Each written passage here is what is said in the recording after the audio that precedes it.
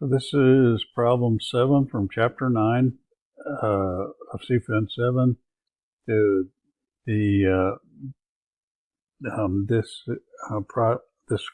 question doesn't ask you to do a specific calculation. The net present value is always the most reliable. So I would recommend using that, and that's what I'll use here. But I can do an internal rate of return as well. But the CFO of Hairbrain Stylus is evaluating a project that costs $42,000, and the project will generate $11,000 each of the next 5 years. If Hairbrain's required rate of return is 9%, what should the project be purchased?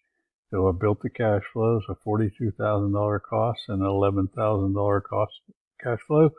So equals NPV.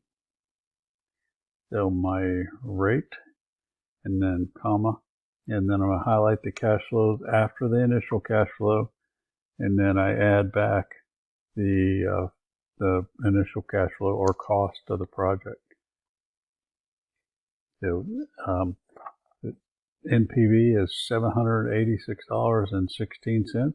So since it is 0 or greater, it would be acceptable to the company. So the company should purchase the project. So that $786.16 represents an increase in value to the firm.